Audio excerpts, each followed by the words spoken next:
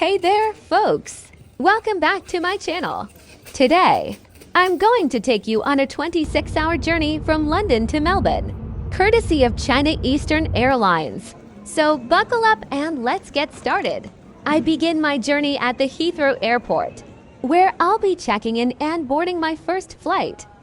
After a 10-hour flight, I'll arrive in Shanghai, where I'll have a 6-hour layover. The Shanghai airport is massive, and you'll need to take a train to get to your airline. It's time for a little shut-eye before I board my second flight, which will take me another 10 hours. Now, let's talk about the experience with China Eastern Airlines. They've got a pretty good system going on, and the food isn't bad either. The airline offers two types meals, including vegetarian options, so there's something for everyone. One thing to note is that you don't need to pay for your meals. You can use the TV to watch movies. The cost of the meals in the airport is roughly 100 yuan, which is about $15. And if you're not a fan of the food, you can always bring your own snacks. Now, let's talk about the legroom. If you're tall, you might want to consider upgrading to business class. The legroom in economy is a bit tight, but it's manageable for shorter flights. Overall, my journey with China Eastern Airlines was smooth and comfortable, and the in-flight entertainment was a great way to pass the time.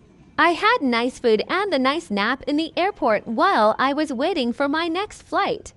The Shanghai airport was beautiful, and you can find very beautiful traditional gifts and very nice tea and sweets. It is time for me to get to next flight and had another 10 hours in the plane.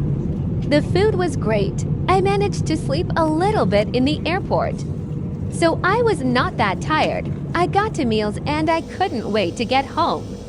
Finally Melbourne, and I get changed in the plane. The weather in Melbourne is too hot right now. It's 33 degrees. I was so happy that I bring my flip-flops because it was too hot. And also feeling good after long flight, finally I was walking in the airport.